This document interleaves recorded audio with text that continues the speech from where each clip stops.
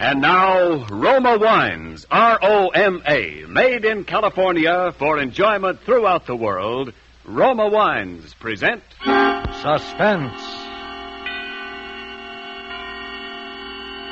Tonight, Roma Wines bring you Mr. Robert Young as star of You'll Never See Me Again, a suspense play produced, edited, and directed for Roma Wines by William Spear. Suspense, radio's outstanding theater of thrills, is presented for your enjoyment by Roma Wines. That's R-O-M-A, Roma Wines. Those excellent California wines that can add so much pleasantness to the way you live, to your happiness in entertaining guests, to your enjoyment of everyday meals. Yes, right now, a glassful would be very pleasant as Roma Wines bring you Robert Young in a remarkable tale of Suspense. Oh, you're walking out on me. What does it look like to you? Like you're walking out on me? Got everything you need? Well, at least I'm glad you're showing your true colors. I'd rather have found it out now than later. Didn't take you long, did it, baby? If you're looking for your coat, it's in here. Thanks. Need any money? I don't need anything from you, including your wedding ring. Here. And you know what you can do with it. Sure, hock it. Well, pick a nice, quiet hotel. I don't have to pick a hotel. I'm no orphan. When you get good and sick of it, come on back, and maybe I'll still be here. You'll still be here. You'll never see me again as long as you live. You'll never see me again as long as you live.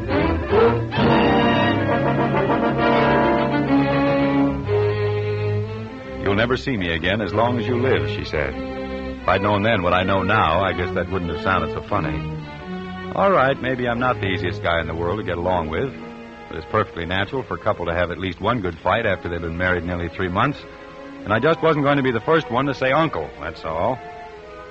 Still, you don't wait around forever when your wife walks out on you, even if you are playing hard to get. So, the third evening, I put in a call. I knew all along she'd head for her mother's place. Anyway, she'd practically told me where she was going when she left. Hello? Oh, hello. Is this Mrs. Alden? Yes? This is Ed, Janet's husband. Oh, yes. How is Janet? Well, isn't she there with you? With me? Why, no, isn't she with you? No. That was all I needed to hear. I grabbed my hat and headed for the bus station. That was the only way she could have possibly gone to her mother's place at that time of night, by bus. First, I wanted to find out if there was anybody who could positively identify her as having left. The guy at the ticket office wasn't very bright. To West Hampton? Yeah. Well, seems like I remember somebody like that, but... Well, it would have been Monday night, just about this time. West Hampton, Monday night, eh? Well, maybe. I couldn't be sure, though. Never mind. Give me a ticket. Where to? Where do you think? West Hampton.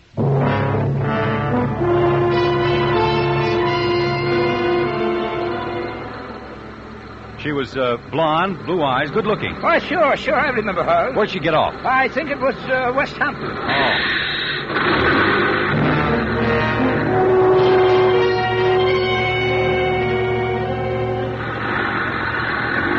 Good night.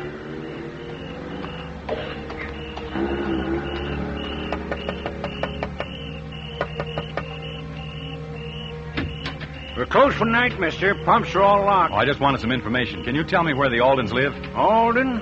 Oh, yeah. They're those new people. Yeah. Well, you go up to the crossroad then, and you turn to the left, and go on down the hill, and it's 1, 2, 3, let me see now, fourth driveway on your right. Did anyone ask you how to get there last Monday night? We're closed Mondays. Oh, thanks. Fourth driveway on your right.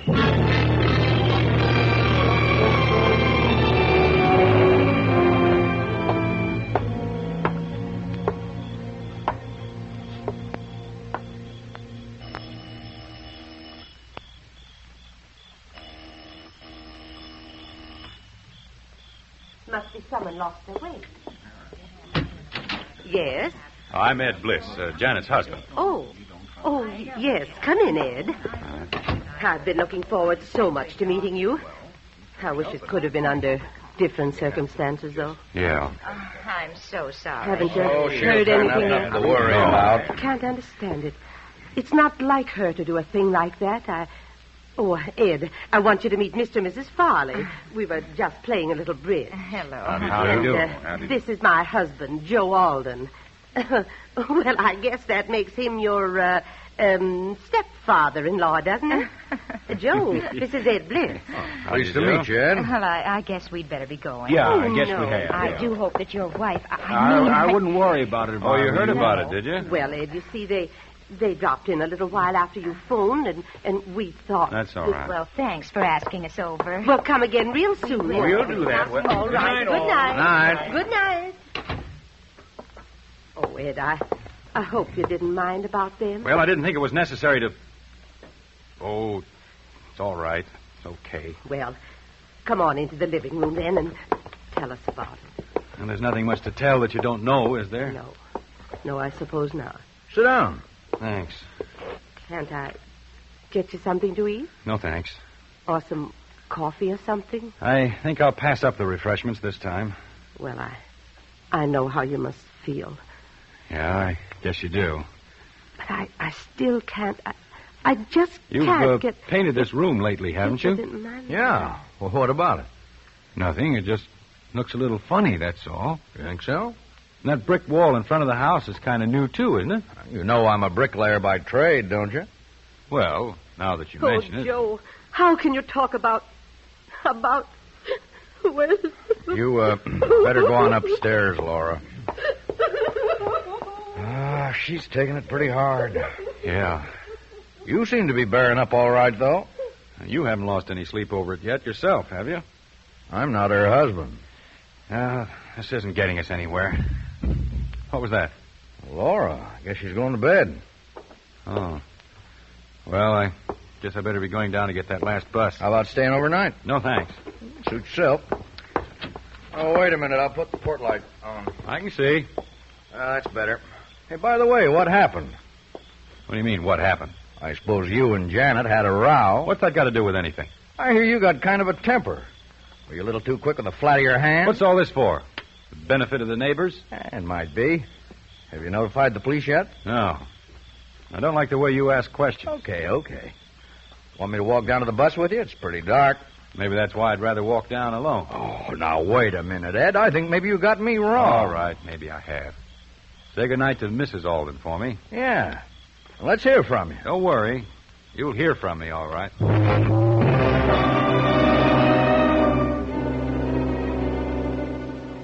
It was still plenty dark when I got back to town, but I took the shortcut at the corner just the same, a path across a vacant lot. Between the lot and my house, there's a hedge. I was just going through it when I stopped cold. There was a light on in my house, only it wasn't a regular light. It was the beam of a flashlight moving past the living room window. That could only mean one thing. Cops. Of course, it was Joe Alden that tipped them off.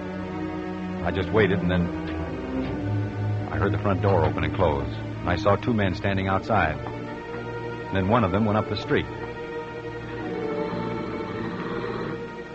Pretty soon I heard a car drive off. The other man was just a shadow now, standing by a tree in front of the house. You could see he was expecting me to come from the other direction. I stepped through the hedge and went over to him. Would you be looking for anybody in particular? I might be. Who are you? Ed Bliss. Who are you? Detective Stillman, Bureau of Missing Persons. How'd you know anyone was looking for you? Oh, I'm just bright that way. Oh, yeah? Well, they like bright boys down at headquarters. Come on, let's go.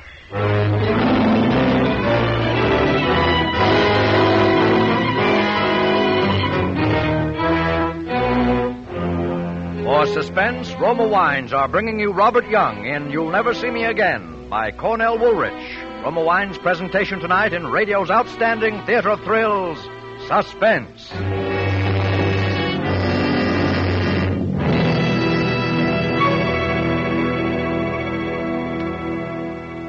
Between the acts of Suspense, this is Ken Niles reminding you that it's really simple to please the palates of fastidious guests if you'll just be sure to serve Grand Estate wines.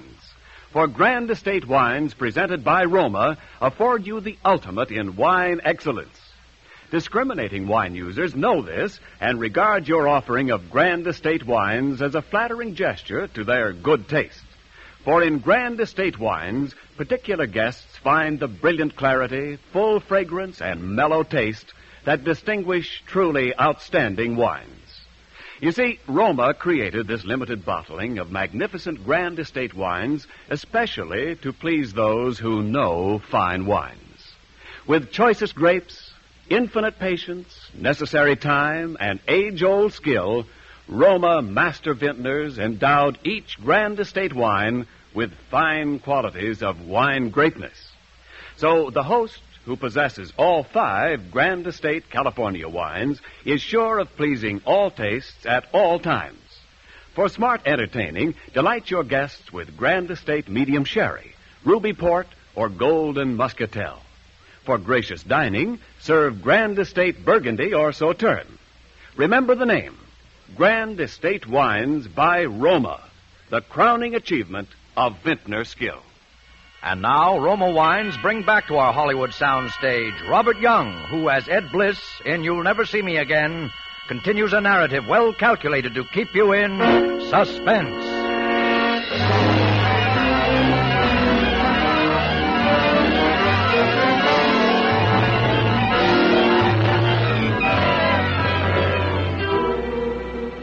He stood there in the shadows watching my face, Detective Stillman of the Bureau of Missing Persons. I'd been expecting this to happen sooner or later, but now that it had, I was stunned for a moment. He said it again. Well, come on, bright boy. They're expecting us at headquarters. Wait a minute. I want to talk to you. I'm in a jam. Oh, you're telling me. Well, not the way you think. Will you come inside with me? I've been inside. Say, what kind of a furnace do you have in your cellar, Bliss? An oil burner. The kind that turns on automatic with an electric cut-in? That's right. Why, is there a fuse blown? How'd you know there was a fuse blown? Was that why you were searching my house with a flashlight? Or was it because you didn't have a warrant? You really are a bright boy, aren't you? Well, come on, we're going down Listen, ahead. I don't want to have any arguments. I want help, and I want it bad. Will you give me a break? What kind of a break? Oh, this is no place to talk. Will you come inside? All right, okay, but you better talk fast and talk good. Don't worry. The fuse box is right here. Flash your light, please. I always keep a couple of fuses on top of it. Oh, there we are. Let's go in the front room. After you. Okay. Now, what do you want to talk about? Don't you understand? She's my wife. I'm scared. Then why did you run out? Why didn't you telephone the police? Because at first I thought it was just one of those things. And anyway, I knew where she'd gone, back to her mother's. Now, how'd you know that? Because I went down after her. Because all kinds of people saw her. Bus drivers, ticket sellers. Only when I got there, she wasn't there. How much life insurance do you carry on her, Bliss? $25,000. Oh, that's quite a lot for a $75 a week architect, isn't it? No, her mother paid for it, a wedding present. For heaven's sake, what do you think I did? Buried her in the cellar or something? No, we know you didn't do that. We looked. Oh, cut it out, will you? I love her. We've only been married 3 months. Well, what do you want me to do? Oh, give me a break. Listen, if you take me down to headquarters now, it may be hours. It'll be hours, all right. And in the meantime, if there's still a chance... But there's got to be. She's somewhere, and she's in danger. I know it. Yeah, how? I tell you, I followed her down to her mother's place in West Hampton. There's a guy at the station who remembers selling her a ticket. The bus driver remembers her getting off there. And then she just disappeared. Then what? I went down to her mother's house. They hadn't seen her, but there's something funny about it. There's something funny about her mother and that stepfather. There's something funny about the house. And about that room. What room? That living room of theirs. Listen, you've got to let me help you find her. You've got to go down there to West Hampton with me. Because I've got a hunch somehow that I'm the only one who can find her. All right, Bliss. All right. I don't know why, but I'd believe you. You do? And you'll go? Yes, and I shouldn't believe you either because... Because what? What was your wife wearing when she ran out on you on Monday night? What was she wearing? Yeah, sure. You must remember what she was wearing. Well, she's wearing a gray flannel suit, skirt and jacket, pink silk shirtwaist, patent leather high-heeled shoes, one of those crazy little hats. Any baggage? Yeah, a little tan suitcase. You sure of that? Sure. Well, that's why I shouldn't believe you. Why not? Because when you find somebody's clothes around, you usually start looking for the body right nearby. Well, what do you mean? Well, they weren't burned up because that fuse had blown. But we found every one of those things in the furnace down in your cellar About 20 minutes ago.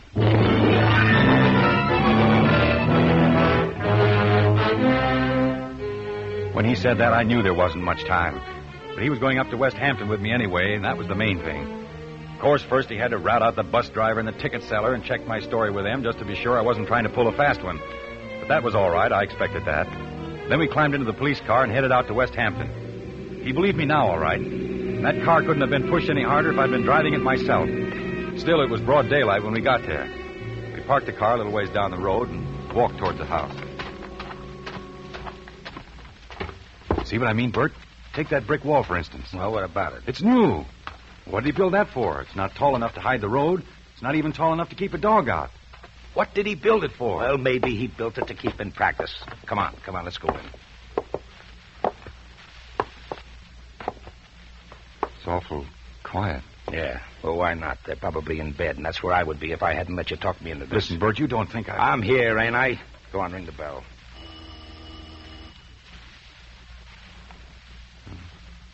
No answer. Well, keep trying. The shades are all down. I don't think Well, come on, let's try the back door. Shades are down on this side of the house, too. Huh? Look. The garage is empty. Yeah. Well, I guess our birds have flew to coop, all right. Bert, I don't like Come this. on, we'll try this back door anyway. Oh, it's locked. Here's an axe. Yeah, wait a minute. Let me try my keys. Oh, nuts. Ah, there. That got it. This is the way to the front of the house? I guess so. I've never been back here. Yeah, this is it. Here's the front hall. There it is. What? The room. The living room I was telling you about. Oh, what about it? Snap on the lights. All right, I still say, what about it? I don't know, but don't you get something funny about it? No, what? The lights. Or something about the fresh paint. The rug. There's something, though. I know there is. Oh, come on. We're wasting time. There's something screwy about the whole joint. We went over the place from top to bottom. I wanted to get back to that room, and time was awful important. But Bert Stillman wanted to look into everything, which was only right and natural. Then we ran into something that was just about the last thing I expected. Say, what's the store here? I don't know. I thought we'd covered everything on the ground floor before. Locked. Well, must be some sort of back bedroom. Well, the keys won't fit this one. Funny, the only room in the house that was locked. Well, maybe we've got what we're looking for. Give me that axe. But Bert, don't you see? If she was here and then gone, they must have taken her. She's probably... Uh-oh. Oh, who's she? Mrs. Alden. Your wife's mother? Yeah. Say, where's your daughter? Oh, please. Come on, where is she? I don't know. Was she here? Yes. Where's she now? I don't know. Did she leave with your husband? I don't know. Why didn't you tell me she was here the other night? Joe told me not to. She was here. And the next morning, Joe told me she'd left. And this morning, he left to go. What did you lock yourself up in here for? I knew when Joe left this morning that something terrible. And when you came, I was frightened. Come on. Where? Why don't you get it? For some reason, the stepfather's put the snatch on her. We've got to put a call through to headquarters and get the highway patrols on the watch for him. Well, what about her? Oh, she comes along. No, please. Come on. Bert. Yes? There's something wrong about this. You bet your life there is. No, I mean, why would he do it? What motive would he Let have? me worry about the motive. You worry about your wife. And it's got some connection with what's wrong about that room, whatever it is. Will you forget about the room? We've got to get I going. want to look at it just once more. Listen. Do you want your wife back or don't you? There's no time to stand... Bert, I've got it. Got what? It's lopsided. Don't you see? It's not on a square. How do you know? I'm an architect. Look, the lights aren't in the middle of the ceiling. The windows aren't in the middle of the wall. So what? The design of the rug is wrong. It's cut off too close to that wall. Bert. What? That wall. That's why the room has just been repainted. It's why I built the brick wall in front of the house. I don't get it. One wall of this room is a dummy. Built out in front of the real one. That's why the room looks lopsided. That's why I built the brick fence, to get bricks without arousing suspicion. Which wall? That one. And, Bert, it must be hollow. Give me that axe. You don't think that the janitor... Bert, give it to me. Get back. Get back. You heard me. Get back. Mrs. Holden. Did Joe... Is Janet... Answer me. Answer me. He couldn't have done a thing like that.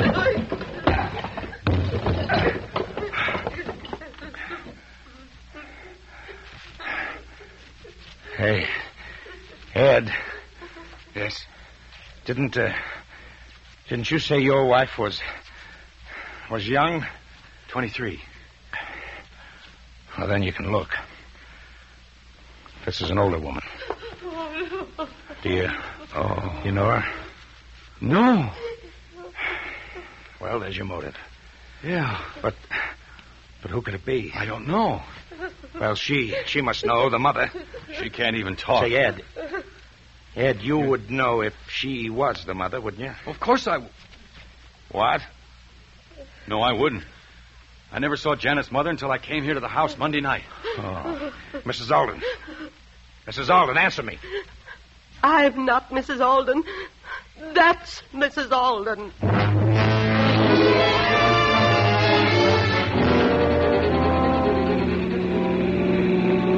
It was just a question of time now, whether we'd get back there in time to stop it. It all fit together now. And what Bert didn't know, he got out of the woman on the way back. Did you know Joe Alden before? No, not before I came to their house in Eastport to take care of her. I was her nurse, and Joe and I... Well... Who got the idea to kill her, you or Joe? He did. When he saw me giving her a sedative once, she was pretty sick. Premeditated, huh? Why did you do it? Money, of course. She kept a lot of bonds around the house. That's what Joe wanted. Is that why you moved from Eastport to West Hampton? Yes. Nobody knew us in West Hampton. We moved in at night. They thought there was only the two of us. They thought I was the real Mrs. Alden. When did he do it? About a week after we got there. One night. By morning, she was where you found her.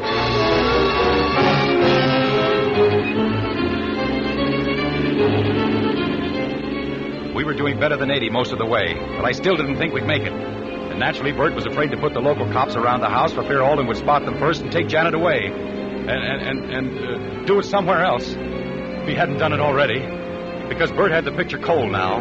Janet had come to the West Hampton house and found her mother was missing before Alden had been able to make his getaway. So Alden had to kill Janet, too. He knew where he was taking her because of the clothes in the furnace of my house. That was the tip-off that Joe was going to try to plant it on me. It was the only break I had. At least I knew where to look if I could get there in time. At the outskirts of town, we picked up a police escort, but Bert made them lay off when we got near the house. We drove up the side street and parked a little ways off. We walked up to the house. There was a car in front of it. That Alden's car? Yes. All right. Now, you're coming in with this lady, but the first sound out of you, and I'll shoot, and I mean that. I know. Got your keys, Ed? Yeah. Shh. Yeah, quiet. Look, there's a light. That's the door to the cellar. Come on. Listen. He's digging. The lights have gone out. He must have heard us. Put on your flashlight. Come on, let's go. There he is. Ed, why you? Oh. Hey. Hey. Ed, you shouldn't have done that. He killed my wife, didn't he? Switch on the light. Where is she? Maybe it isn't too late. There she is. She's dead. Yeah, chloroform. You smell it? Come on, get that cloth off her face. It's too late, can't you see? Yeah, I'm afraid, Ed. Say, wait a minute. What are you doing carrying a gun, Ed? I got a permit. Anyway, what's the use of asking questions like that Say, now? look. She's moving. What? She's alive. Here. Come on, Ed. Give me a hand, quick. Ed. Here, Ed. Come on, help me. Hey, Ed, where are you going? Put up your hands, Ed. Okay. They're up. Ed, you could at least have done it yourself instead of hiring a murderer.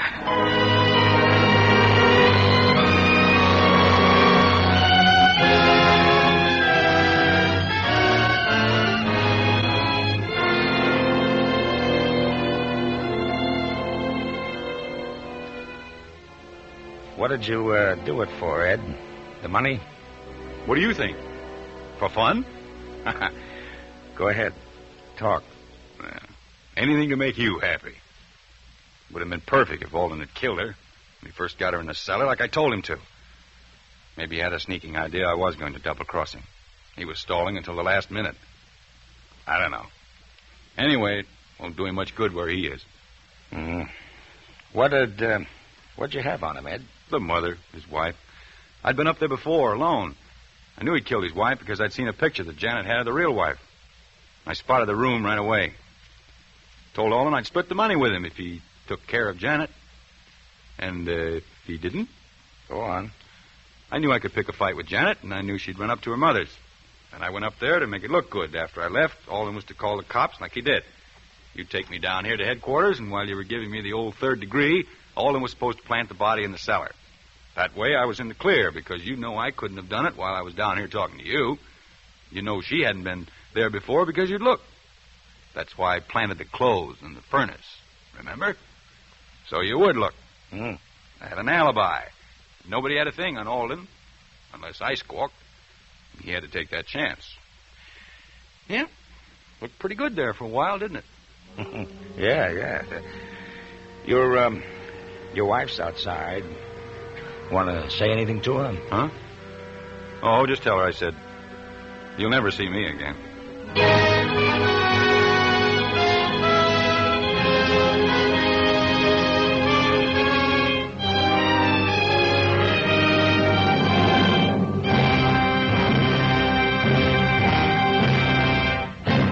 Suspense. Presented by Roma Wines, R-O-M-A, made in California for enjoyment throughout the world. And now, here is our producer-director, William Spear, with a basket of Grand Estate wines, a gift for the distinguished star of tonight's suspense play, Robert Young. Bob, these Grand Estate wines are our way of thanking you for a really wonderful performance. Well, thank you, Bill, for this wonderful basket. You know, Mr. Young, each Grand Estate wine is a limited bottling of outstanding excellence, presented by Roma, the greatest name in wine. Each precious bottle is distinguished by brilliant clarity, full fragrance, and mellow taste. Yes, the name Grand Estate Wine stands for the ultimate in wine goodness. I'm impressed, and I've learned something. Well, discriminating wine users everywhere are learning, Mr. Young. They're finding out that Grand Estate wines offer a rich new experience in wine enjoyment. Choicest grapes and the patient perfection of wine making serve to establish Grand Estate wines by Roma as the crowning achievement of vintner skill. Very convincingly spoken, Ken. And Mr. Young's gift basket of Grand Estate wines will convince him still more. Bob, it's always great to have you on Suspense. I'm sorry we had to make such a heel out of you at the end, but that's what you get for being such a two-way stretch of an actor. Well, I'll get a two-way verdict on the show when I get home tonight. Kids will be furious because they know I'm such a nice guy. But my wife will say that Suspense is the only show that ever lets me play my true villainous self. How is Betty? Fine. Well, congratulations again, Bob. I hear that Lady Luck, the picture you've just finished at RKO, is swell. Well, I'll be looking forward to seeing it. Well, you're very kind, Bill. Who's on Suspense next Thursday? It's a double threat. Lloyd Nolan and Vincent Price in a play about two lifelong enemies who go away on a hunting trip together, both knowing that only one of them is ever coming back alive. Well, it sounds terrific, Bill. I won't miss it. Swell. And now, Bob, with my compliments and Roma's, here's that gift basket of Grand Estate wines. Thank you again. And good night. Next Thursday, same time, listen to Vincent Price and Lloyd Nolan on Suspense. Presented by the Roma Wine Company, Fresno, California.